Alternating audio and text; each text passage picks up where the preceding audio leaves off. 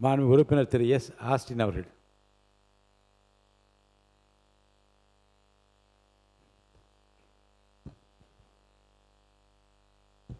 மாண்புமிகு பேரவைத் தலைவர் அவர்களே,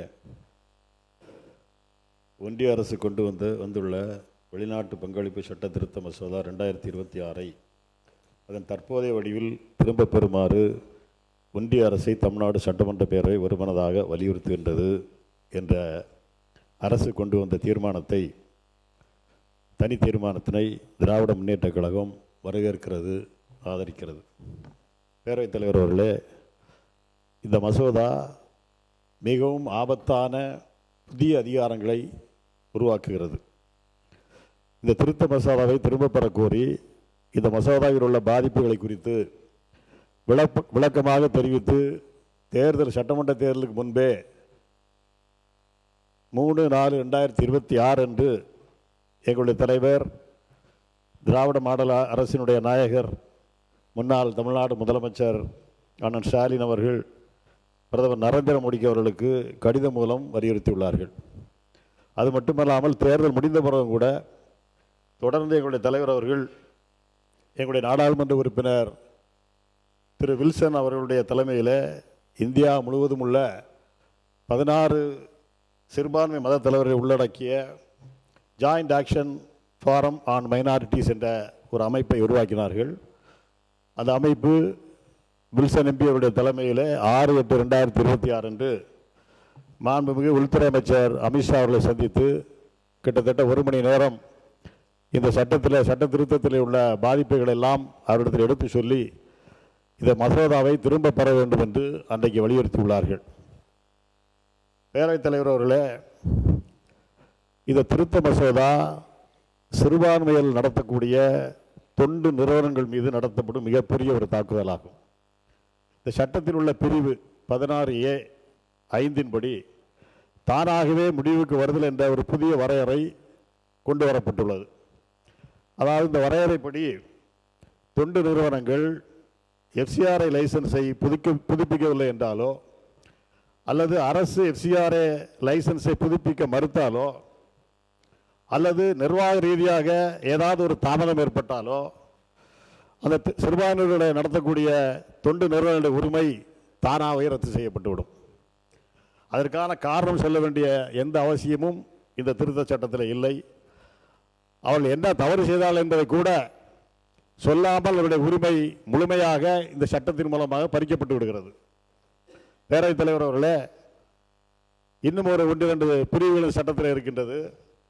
இந்த சட்டத்திலே உள்ள பிரிவு 16A(3) மற்றும் 6 படி நிர்ணயிக்கப்பட்ட அதிகார அமைப்பு என்ற ஒரு புதிய அமைப்பு ஒன்று உருவாக்கப்பட்டிருக்கின்றது. அதற்கு ஒன்றிய அரசால் ஒரு தனியாக ஒரு அதிகாரி நியமிக்கப்பட்டுள்ளார். சிறுபான்மை அமைப்புகள் நடத்தக்கூடிய தொண்டு நிறுவனங்களை மிரட்டுவதற்காக அமலாக்கத்துறை போல செயல்பட இந்த புதிய அமைப்பு உருவாக்கப்பட்டுள்ளது என்று நாங்கள் கருதுகின்றோம். இந்த அமைப்பின் மூலமாக தொண்டு நிறுவனம் நடத்தும் கிறிஸ்தவ தேவாலயங்கள் உட்பட அனைத்து சொத்துக்களை பறிமுதல் செய்ய முடியும். குறிப்பாக பள்ளிகள், மருத்துவமனைகள், ஆதரவற்றோர் இல்லங்கள், நிலங்கள் போன்ற அனைத்தையும் அந்த குறிப்பிட்ட அதிகாரி அவர் கட்டுப்பாட்டிற்குள் கொண்டு வர முடியும்.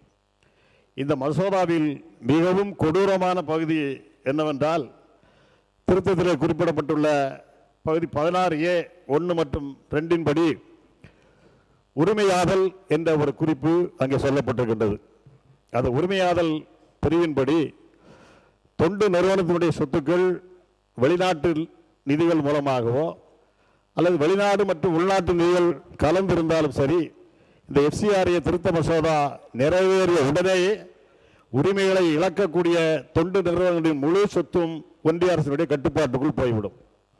ஒன்றிய அரசால் நியமிக்கப்பட்டிருக்கும் அந்த அதிகாரி அந்த சொத்துக்களை அரசு துறைக்கு மாற்றலாம் அல்லது விற்கலாம், அல்லது அந்த விற்ற பணம் அரசின் தொகுப்பு நிதிக்கு, அதாவது கன்சாலிடேட்டட் ஃபண்ட் என்ற நிதிக்கு கொண்டு சென்றுவிடும். இதில் தொழில் நிறுவனத்தினுடைய உரிமை முழுமையாக பாதிக்கப்படுவதை அரசினுடைய கவனத்திற்கு நான் கொண்டு வருகின்றேன்.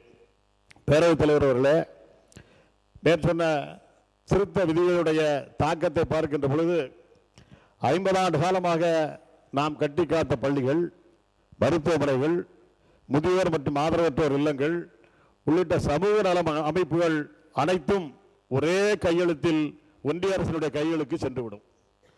ஏழை மற்றும் கிராமப்புற மக்களுக்கு அவர்கள் பெற்று வந்த சேவைகள் முற்றிலுமாக முடக்கப்பட்டுவிடும். இந்த சட்ட திருத்த மசோதா என்பது சட்டத்தின் பெயரிலேயே துப்பாக்கி முறையில் அடிக்கப்படும் மிகப்பெரிய கொள்ளை மட்டுமல்ல, இது ஒரு சட்டப்பூர்வமான திருட்டும் ஆகும் என்பதை இந்த அவைக்கு நான் தெரிவித்துக் கொள்ள கடமைப்பட்டிருக்கின்றேன். இந்த மசோதா இந்திய அரசியல் சாசனத்தின் அடிப்படை உரிமைகளை நேரடியாக மீறுகிறது. அரசியலமைப்பு உறுப்புரை 25 மத சுதந்திரம், அரசியலமைப்பு உறுப்புரை 26 மத விவகாரங்களை நிர்வகிப்பதற்கான சுதந்திரம், அரசியலமைப்பு உறுப்புரை 29 மற்றும் 30 சிறுபான்மை கல்வி உரிமைகள், அரசியலமைப்பு உறுப்புரை 300A சொத்து உரிமை, இவை அனைத்தையும் இந்த மசோதா புறக்கணித்திருக்கின்றது. இந்த திருத்த மசோதா இயற்கை நீதிக்கு எதிராக உள்ளது மட்டுமல்ல, தொண்டு நிறுவனம் கேட்காமல், காரணம் சொல்லாமல், விசாரணை இல்லாமல் அவர் சொத்துக்களை பறித்துக் கொள்வது என்பது அடிப்படை உரிமையையே மீறுவதாகும்.